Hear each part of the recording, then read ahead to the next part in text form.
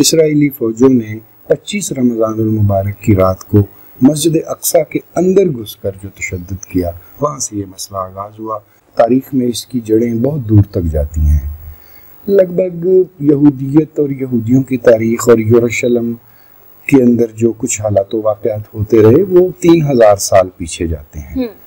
حضرت موسیٰ تک اس کا ذکر جاتا ہے کہ یہودیوں نے ایک منصوبہ بندی کے تحت پوری دنیا سے یہودی اکٹھے کیے، انہیں آہستہ آہستہ فلسطین میں جمع کیا، اور 1948 میں برطانیہ کی آشیرواد کے ساتھ اپنی ایک ریاست کا اعلان کر دیا۔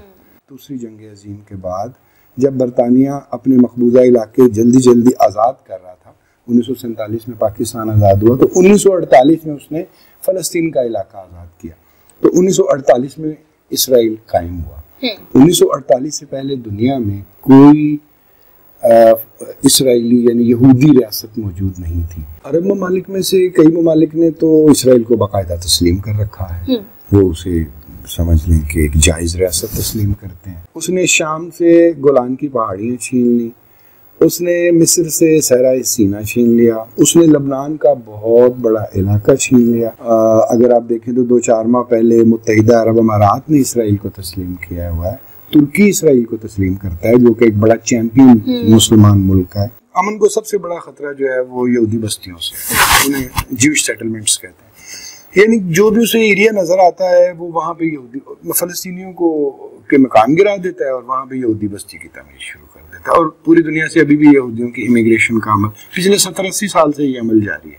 امریکہ جو ہے وہ اسرائیل کی پشت پر اسی طرح کھڑا ہے جیسے آپ سمجھیں کہ کسی چھوٹے بچے کی پشت پر اس کا باپ کھڑا ہوتا ہے، اس طرح امریکہ جو ہے وہ اسرائیل کو ہر جگہ سپورٹ کرتا ہے۔ موجودہ تنازع میں بھی امریکہ اسرائیل کے ساتھ ہے۔ میرے خیال میں اسرائیل بھی طاقت کی زبان سمجھتا ہے، جب تک اسے ایک طرح سے زک نہ پہنچائی جائے تو اسرائیل بھی کوئی اتنا سیدھا ملک نہیں ہے۔ السلام علیکم ناظرین، لاہور 42 سے میں ہوں آپ کی ہوسٹ فرح اقبال۔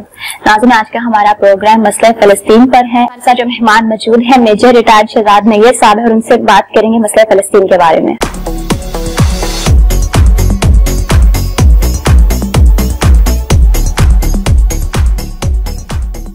السلام علیکم سر، کیسے ہیں؟ وعلیکم السلام، میں ٹھیک ہوں۔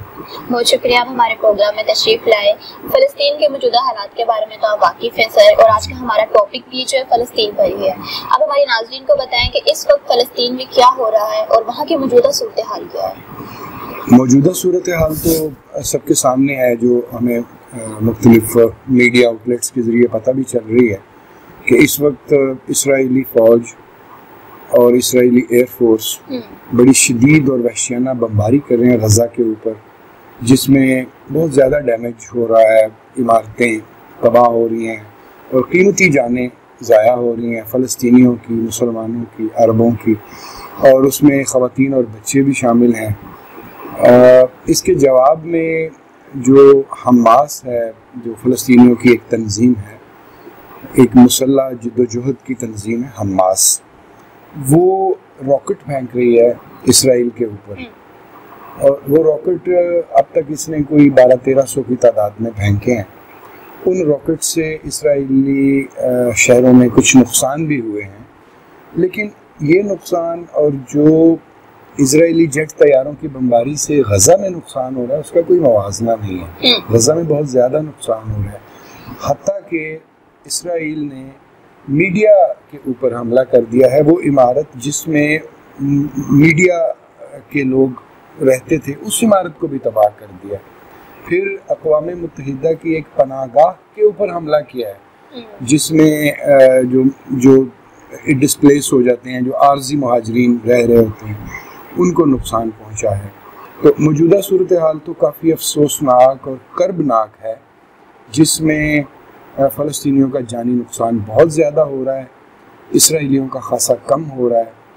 اسی موجودہ صورتحال کا ایک اور سلسلہ بھی ہے، وہ یہ کہ جو ویسٹ بینک، جسے ہم دریائے اردن کا مغربی کنارہ کہتے ہیں، وہاں فلسطینیوں کی ایک بڑی آبادی ہے، اس کے اندر جو فلسطینی احتجاج کرتے ہیں ان پر اسرائیل جو ہے وہ گولیاں برساتا ہے، تو 10-12 اسرائیلی وہاں بھی شہید ہو گئے ہیں۔ ایک طرح کی سول وار ان کے ایریاز میں لگ گئی ہے کہ جو اسرائیل کے اندر رہنے والے فلسطینی اور اسرائیل کے اندر رہنے والے یہودی وہ دونوں ایک دوسرے کے اوپر اٹیک کر رہے ہیں. ساتھ ہی ساتھ تھوڑی سا جو لبنان کا بارڈر ہے اس پر کشیدگی ہے، وہاں احتجاج چل رہا ہے.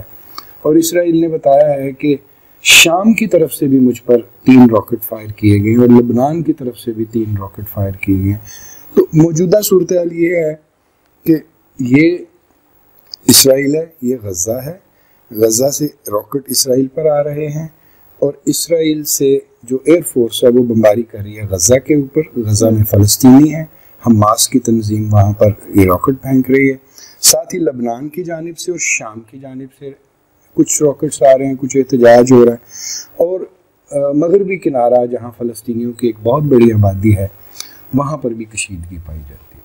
مطلب ہر جگہ نقصان جو ہے، فلسطین کا جانی نقصان بھی ہو رہا ہے اور مالی نقصان بھی ہمیں دیکھنے کو مل رہا ہے. بالکل. اچھا سر، اس وقت فلسطین میں جو جنگ عروج پر ہے، جو جنگ چھڑی ہوئی ہے، اس کا آغاز کس طرح سے ہوا؟ موجودہ تنازع کا آغاز جو ہوا وہ یروشلم سے ہوا. یروشلم ہم سب جانتے ہیں کہ تینوں مذاہب کے لیے ایک مقدس شہر ہے. مسیحیت، یہودیت اور اسلام، ان تینوں کے نزدیک یہ شہر بہت مقدس ہے. اس شہر کے 4 حصے کیے ہوئے ہیں اسی وجہ سے کہ زیادہ مذہبوں کے لوگوں کے لیے یہ مقدس ہے. ایک کو کہتے ہیں جیوش کوارٹر، ایک کو کہتے ہیں مسلم کوارٹر، ایک کو کہتے ہیں آرمینین کوارٹر، ایک کو کہتے ہیں کرسچین کوارٹر. یہ جو ایک علاقہ ہے شیخ جراح اسے بولتے ہیں، اس ایریے کا نام ہے شیخ جراح. شیخ جراح اس کا نام اس طرح پڑا کہ جب 1187 میں سلطان صلاح الدین ایوبی نے بیت المقدس فتح کیا، یعنی یروشلم کا شہر فتح کیا. اسے ہم بیت المقدس اس لیے کہتے ہیں کہ وہاں مسجد اقصیٰ ہے، ویسے یروشلم بھی اسی کا نام ہے. جب فتح کیا تو ان کی فوج کے ساتھ ایک بندہ جو سرجن تھا، سرجن کو عربی میں جراح کہتے ہیں، اس نے وہاں پہ سکونت اختیار کی تو اس کے نام سے وہ محلہ شیخ جراح کہلایا. اس سے بھی یہ ثبوت ملتا ہے کہ وہ مسلمانوں کا محلہ تھا اور وہاں مسلمانوں کی آبادی تھی اور وہاں کئی خاندان رہ رہے تھے، 1 سے نہیں 2 سے نہیں صدیوں سے رہ رہے تھے. اس محلے کے اندر اسرائیل نے کوشش کی کہ وہ یہودیوں کی ایک بستی بسائے اور جو فلسطینی وہاں آباد ہیں انہیں وہاں سے بے دخل کریں. تو شیخ جراح کے فلسطینی اور دوسرے فلسطینی یہ نہیں چاہتے کہ بیت المقدس کے بالکل قریب ہمیں ہمارے آبائی علاقوں سے بے دخل کر کے وہاں ایک یہودی بستی تعمیر کی جائے. تو یہ جھگڑا کافی سالوں سے چلا آ رہا تھا، تاکہ عدالت میں بھی یہ کیس چل رہا تھا، اسرائیل کی سپریم کورٹ میں بھی یہ کیس چل رہا تھا.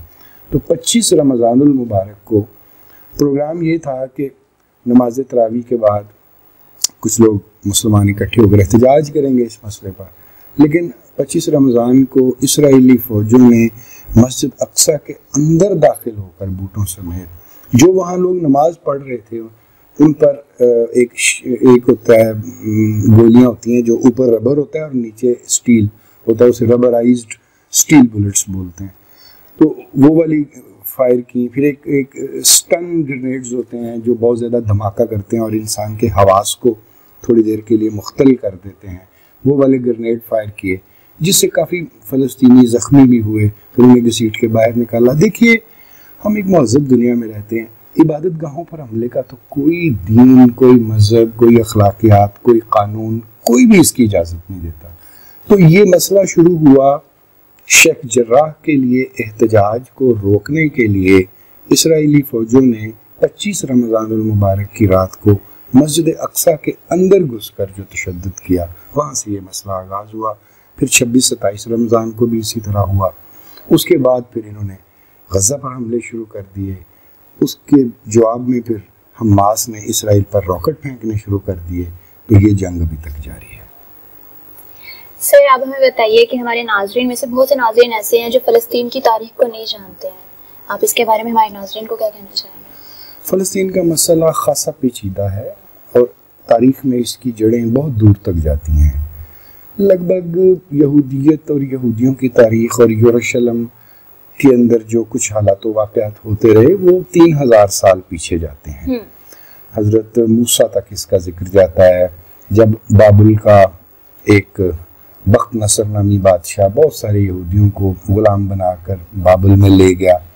پھر انہیں چھڑوانے کے لیے واپس جب یروشلم میں آباد ہوئے تو یہ بات درست ہے کہ ہزاروں سال سے یہودی بھی فلسطین کے اندر آباد تھے. سب سے پہلے تاریخ اسلام میں بیت المقدس جو فتح کیا وہ حضرت عمر نے کیا. حضرت عمر کے عہد میں ہوا. میرے خیال میں حضرت ابو عبیدہ الجراح ان کی افواج نے فتح کیا. 7ویں صدی عیسوی میں یہ واقعہ ہوا. اس کے بعد پھر ایک دفعہ پھر یہ مسیحیوں کے قبضے میں چلا گیا, عیسائیوں کے قبضے میں. پھر 12ویں صدی میں ایک دفعہ پھر سلطان صلاح الدین ایوبی نے فتح کیا بیت المقدس کو. اس کے بعد ظاہر عربوں کی ایک بہت بڑی آبادی تھی. ایک دفعہ پھر یہ عیسائیوں کے ہاتھوں میں چلا گیا. موجودہ جو تنازع ہے آپ تھوڑا سا یوں سمجھ لیں, اگر آپ اس کی مسئلہ فلسطین کو سمجھنا چاہتے ہیں تو پہلے یہ جاننا پڑے گا کہ صہیونیت اور یہودیت میں کیا فرق ہے. اسے انگریزی میں کہتے ہیں زائنزم اور جوڈائزم. جوڈائزم جو ہے وہ یہودیت ہے اور زائنزم جو ہے وہ صہیونیت ہے. یہودیت تو سمجھیں کہ جس طرح اسلام ایک مذہب ہے, مسیحیت ایک مذہب ہے, اسی طرح یہودیت ایک مذہب ہے اور آسمانی مذہب ہے. اہل کتاب ہے وہ, توریت ان کی کتاب ہے جو حضرت موسیٰ پہ نازل ہوئی تھی. تو اس اعتبار سے تو یہودی جو ہیں وہ ایک طرح سے اگر وہ ہمارے ساتھ اتفاق سے رہیں اور کوئی سازش شرارتیں نہ کریں تو ہم ان کا ذبیحہ بھی کھا سکتے ہیں, ہم ایون کہ شادی بھی کر سکتے ہیں ان سے. لیکن صہیونیت بڑی خطرناک چیز ہے. صہیونیت سے مراد یہ ہے کہ اسرائیل کے یا ریاست, یہ ایک پولیٹیکل ٹرمنالوجی ہے کہ یہودیوں کو اکٹھا کر کے ایک ریاست بنا کر اور اس ریاست کو طاقتور کرنا اور اسے ہمسایوں اور پڑوسیوں کے لیے ایک طرح سے ان کی زمینیں ہڑپ کرنا, اور یہ زمینیں ہڑپ کرتے رہے ہیں. 1897 میں ایک تھیوڈور ہرزل نامی ایک یہودی تھا جو آسٹرو ہنگیرین تھا, یعنی, اور اس نے جنیوا میں ایک کانفرنس بلائی تھی. اس کا اس نے نام رکھا ورلڈ زائنزم کانفرنس. وہاں سے اس نے صہیونیت یعنی زائنزم کی بنیاد رکھی اور آہستہ آہستہ فلسطین کے علاقے میں بہت سارے یہودیوں کو, دنیا کے مختلف خطوں میں بکھرے ہوئے تھے یہ لوگ, وہاں سے اکٹھا کر کے تو فلسطین میں آباد کرنا ایک منصوبے کے تحت شروع کیا. زمینیں خریدنی, آباد کرنا. زمینیں وہ عربوں سے خریدتے تھے اور مہنگے داموں خریدتے تھے. عرب بھی اتنے سمجھدار نہیں تھے, آگے فیوچر نہیں دیکھتے تھے, وہ زمینیں بیچ دیتے تھے. تو 1917 آ گیا. 1917 میں پہلی جنگ عظیم جاری تھی. پہلی جنگ عظیم میں برطانیہ کے ایک وزیر خارجہ تھے جن کا نام بالفور تھا. انہوں نے ایک بالفور ڈیکلیریشن سائن کیا تھا یہودیوں کے ساتھ کہ اگر آپ جنگ میں ہمارے ساتھ تعاون کریں تو جنگ کے اختتام پر اور بعد میں برطانیہ اپنے علاقوں میں سے کسی ایک علاقے میں آپ کی یہودی ریاست بنوا دے گا. برطانیہ نے بعد میں کوشش کی کہ یہ افریقہ میں کوئی ریاست لے لیں, لیکن انہوں نے کہا کہ نہیں, ہمیں یہ ریاست چاہیے تو فلسطین کے علاقے میں چاہیے جو ہمارے آباء و اجداد کا علاقہ ہے, جہاں ہمارے مقدس مقامات ہیں. پھر جب 1948 آیا, دوسری جنگ عظیم کے بعد, جب برطانیہ اپنے مقبوضہ علاقے جلدی آزاد کر رہا تھا, 1947 میں پاکستان آزاد ہوا, تو 1948 میں اس نے فلسطین کا علاقہ آزاد کیا. تو 1948 میں اسرائیل قائم ہوا. 1948 سے پہلے دنیا میں کوئی اسرائیلی یعنی یہودی ریاست موجود نہیں تھی. 1948 میں یہودی ریاست فلسطین کے علاقے میں قائم ہوئی اور ساتھ ہی جنگ لگ گئی, کیونکہ عربوں نے نہیں چاہا کہ یہاں وہ یہودی جو مختلف جگہوں سے آ کر یہاں آباد ہوئے ہیں, ہم یہاں صدیوں سے آباد ہیں, تو انہوں نے ہمارا ہی علاقہ ہم سے لے کر وہاں ایک اپنی ریاست, اپنا ملک قائم کیا. تو انہوں نے جنگ کی, لیکن اس جنگ میں عربوں کو فتح نہیں ملی, فلسطینی عرب مسلمانوں کو فتح نہیں ملی. اسرائیل مور اور لیس وہ جنگ جیت گیا اور اسرائیل کی ریاست 1948 میں قائم ہو گئی. یہ تھا اس کا مختصر بیک گراؤنڈ. گہری ہسٹری ہمارے ناظرین میں سے کافی لوگ نہیں جانتے ہیں اس کے بارے میں. تو 1948 میں اسرائیل کے قیام کے بعد, آپ مجھے بتا رہی تھی کہ کوئی جنگوں کا سوال بھی, تو 1948 میں ایک جنگ ہوئی, اسرائیل قائم ہو گیا. پھر 1956 میں 1956 میں جمال عبد الناصر جو تھا وہ مصر کا بہت طاقتور بادشاہ تھا, میں کہہ لیں کہ صدر تھا, اس نے اسرائیل پر حملہ کر دیا, لیکن اسرائیل نے اس حملے کا بھی دفاع کیا, مصر کو شکست دے دی. پھر 1967 میں 1967 میں جب مسجد اقصی پر قبضہ کیا اسرائیل نے, تو ایک دفعہ پھر بہت سارے عرب ملکوں نے مل کے اسرائیل پہ حملہ کر دیا، لیکن اسرائیل پھر بھی جیت گیا۔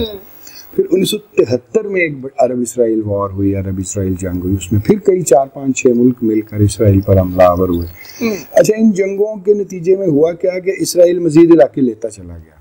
اس نے شام سے گولان کی پہاڑیاں چھین لیں، اس نے مصر سے صحرائے سینا چھین لیا، اس نے لبنان کا بہت بڑا علاقہ چھین لیا، اردن سے کافی سارا علاقہ چھین لیا، جو یہ وہ عرب ملک ہیں جو اسرائیل کے ارد گرد واقع ہیں۔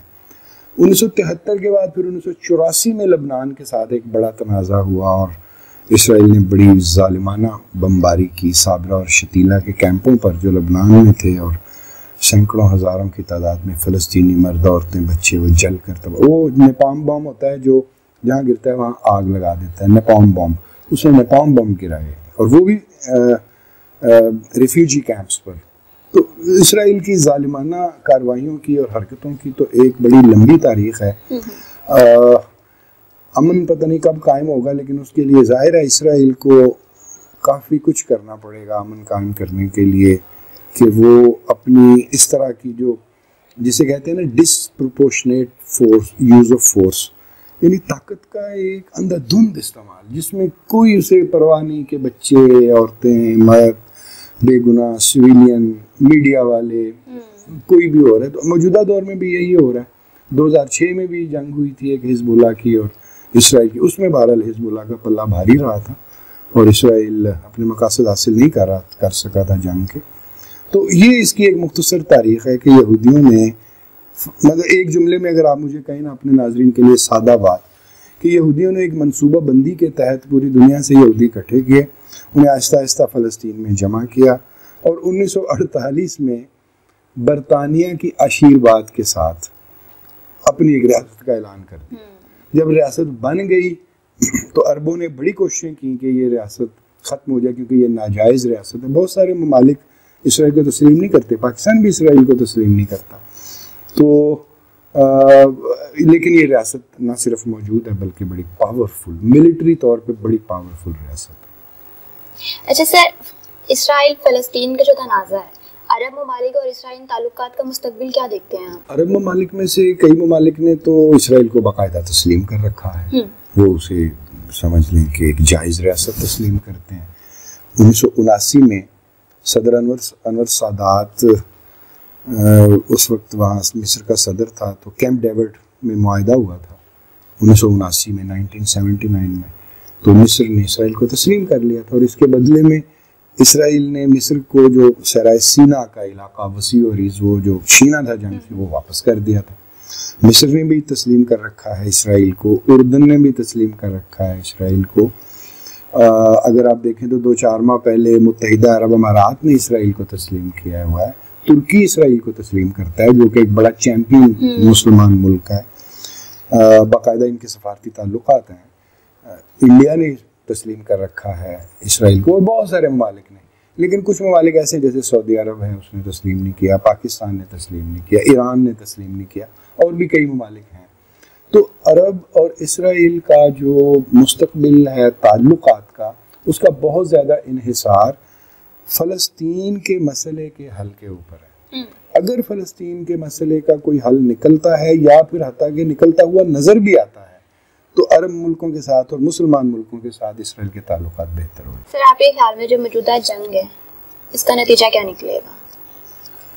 یہ جو موجودہ جنگ ہے زیادہ تر تو یہ یک طرفہ ہی ہے، کیونکہ جو راکٹ تو حماس پھینکتی ہے وہ تو ان گائیڈڈ راکٹس ہوتے ہیں، انہیں آپ کسی ہدف پہ نہیں گرا سکتے، یعنی فوجی ٹارگٹس پہ نہیں گراتے، وہ تو ایک نارمل سا رخ دے کر تو راکٹ فائر کر دیتے ہیں، جتنے ڈگ پہ اس کا یہ ہوتا ہے، اس لیے وہ کوئی اتنی ایفیکٹو ویپن نہیں ہے۔ دوسرا یہ کہ جو حماس راکٹ پھینکتی ہے، اسے اسرائیل کے پاس ایک بڑا اسٹرانگ انٹرسیپشن سسٹم ہے، جسے آئرن ڈوم سسٹم کہتے ہیں۔ وہ اس طرح کام کرتا ہے کہ جب غزہ کی طرف سے، مثال کے طور پر غزہ کی طرف سے ایک راکٹ فائر ہوتا ہے، تو اس راکٹ کی ٹریجیکٹری کو پکڑ لیتا ہے ریڈار، اور جہاں پر اس نے آ کے گرنا ہوتا ہے، اس سے پہلے یہاں سے راکٹ لانچ ہو جاتے ہیں اور اس کو راستے میں تباہ کر دیتے ہیں۔ ابھی ویڈیوز بھی کچھ ایسی آئی ہیں جس میں آئرن ڈوم کے جو انٹرسیپٹنگ میزائلز ہیں وہ حماس کی طرف سے آنے والے راکٹس کو فضا میں تباہ کرتے ہوئے نظر آتے ہیں، ویڈیو موجود ہیں. تو حماس کی جو ریزسٹنس ہے اس اعتبار سے تو اتنی وہ افیکٹو نہیں ہے، اتنی پر اثر نہیں ہے. اسرائیل کے پاس بہت زیادہ جنگی طاقت ہے، اس کے پاس ایئر فورس بڑی اسٹرانگ ہے، اس کے پاس آرمی، آرٹلری، آرمڈ کور یعنی ٹینکس وہ بڑے اسٹرانگ ہیں. مجھے لگتا ہے کہ یہ معاملہ ذرا خراب ہوگا، اور اگر اس معاملے میں کسی وقت شام اور لبنان یہ انوالو ہو گئے، یعنی شام اور لبنان نے اگر اسرائیل کے اوپر کسی نہ کسی طرح کے کوئی حملے کر دیے تو ہو سکتا ہے اسرائیل کی توجہ ادھر چلی جائے. اسرائیل بھی برا پھنسا ہوا ہے. ایک طرف تو مغربی کنارے میں اس کی اپنے جو شہری ہیں، اسرائیل کے اندر جو اس کے اپنے شہری ہیں یعنی فلسطینی شہری، جو اسرائیلی شہری ہیں اور عرب ہیں، فلسطینی ہیں، وہ اور یہودی آپس میں لڑ رہے ہیں، اسے سول وار کہہ لیں. دوسری طرف مغربی کنارے میں احتجاج ہے وہ سے، تیسری طرف غزہ کی طرف سے اسے راکٹس کا حملہ ہے. پھر شام اور لبنان کی طرف سے بھی اگر آ جاتا ہے تو اسرائیل واقعی پرابلم میں آ جائے گا. لیکن اسرائیل کی تاریخ ہمیں بتاتی ہے کہ وہ اتنا اسٹرانگ ہے کہ شاید وہ اس جنگ میں بھی ایک طرح سے جنگ ہوگی تو جنگ بندی ہے، اور ہوتی بھی جنگ بندی ہے، لیکن اسرائیل اس جنگ بندی سے پہلے حماس کا اچھا خاصا نقصان کر دے گا. اور حماس جو ہے اس کے پاس اتنا ریٹیلیٹ کرنے کے لیے اتنی ریسورسز نہیں ہے، کیونکہ وہ بہرحال وہ ایک تنظیم ہے اور اسرائیل جو ہے وہ ایک ریاست ہے، ایک ملک ہے. تو اس جنگ کا اختتام میرے خیال کے مطابق جنگ بندی پر ہوگا، اور وہ جنگ بندی بھی اس وقت ہوگی جب لگے گا اسرائیل کو کہ میں اپنے مقاصد کافی حد تک حاصل کر چکا ہوں. کئی فلسطینیوں کی جانیں چلی جائیں گی، بہت سارا انفراسٹرکچر تباہ ہو جائے گا. لیکن جتنے بھی راکٹس فائر کیے ہیں ابھی تک حماس نے، کوئی 1200-1400 راکٹ فائر کر چکے ہیں، اس میں صرف 10-12 اسرائیلی فوت ہوئے ہیں، ہلاک ہوئے ہیں، جو بھی کہہ لیں 10-12، اور 150 زخمی ہوا ہے. تو یہ تو کوئی ایفیکٹونیس نہیں ہے نا. ایک گائیڈڈ ویپن اگر ایک جگہ کے اوپر لگے جا کے تو فوجی ٹارگٹ پہ تو کتنا نقصان کرتا ہے.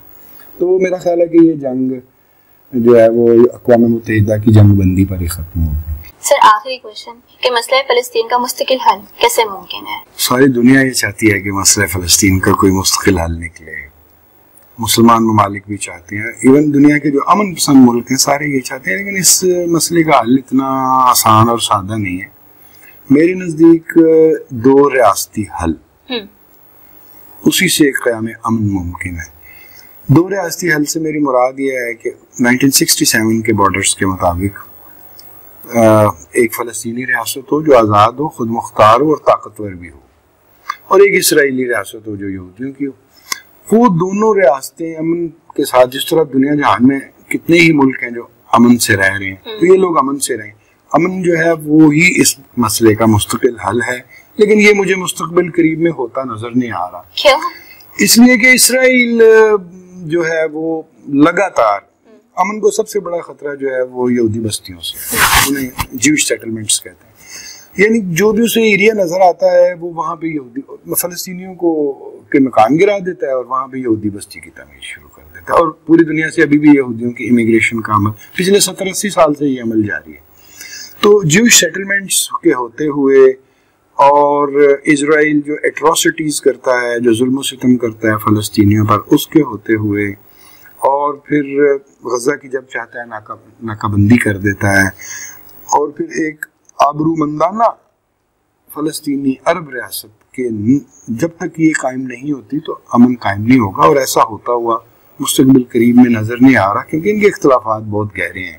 اور اسرائیلی ریاست اتنی ایروگنٹ ہے، اتنی کہہ لیں کہ بد دماغ ہے کہ نہ تو وہ اقوام متحدہ کی قراردادوں کو کچھ سمجھتی ہے، نہ اسے اس بات کی پرواہ ہے کہ مسلمان ملک مجھے نہیں ریکگنائز کرتے نہیں کرتے تو نہ کریں.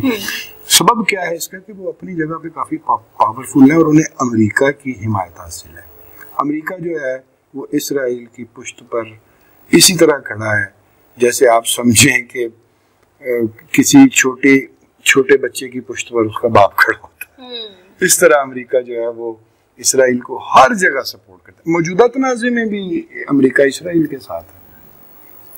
سر آخر میں فلسطین کے لیے کیا دعا گو ہیں آپ؟ میری تو دعا یہ ہے کہ फलस्तीनी भी ज़रा अपनी मौजूदा पोजीशन को दानिशमंदी से देखें कि इसराइल के मुकाबले में जब उनकी अस्करी ताकत कमज़ोर है, जब उनकी उतनी तैयारी नहीं है, तो एक सियासी हल की तरफ जाना चाहिए जिसमें PLO यानी पैलेस्टीनियन लिबरेशन ऑर्गेनाइजेशन जो एक बड़ी ऑर्गेनाइजेशन है, उसके अंदर फिर अल फतह भी है और कई तरह की तंजीमें, जिसमें PLO भी हो, जिसमें हमास भी हो, जिसमें खित्ते के दीगर अरब ममालिक हों और उसमें अमेरिका, रूस, चीन जो बड़े बड़े ममालिक हैं, फ्रांस, जर्मनी, एक सारे मुल्क मिलजुल कर एक ऐसा फार्मूला बनाएं जिसमें दोनों रियासतें मिलकर एक दूसरे के साथ रहें। और दुआ ये है जो आपने कहा कि फ़लस्तीनियों को अल्लाह इतनी अक्ल दे कि वो पॉलिटिकल सॉल्यूशन की तरफ जाएं और कोशिश करें कि बातचीत का रास्ता, अमन का रास्ता बंद ना हो। मेरे ख्याल में इसराइल भी ताकत की ज़ुबान समझता है, जब तक उसे एक तरह से ज़क ना पहुंचाई जाए तो इसराइल भी कोई इतना सीधा मुल्क नहीं है। इसके बावजूद आप उसे मुज़ाकरात की मेज़ पे ला सकते हैं और उसके साथ मामलात सॉल्व कर सकते हैं। दुआ है कि दो रियासती हल, दोनों रियासतों के क़याम के साथ, अमन के साथ ये मुल्क रहे। आमीन। नाज़रीन, ये था हमारा आज का प्रोग्राम। मुझे दीजिए इजाज़त। अल्लाह हाफ़िज़।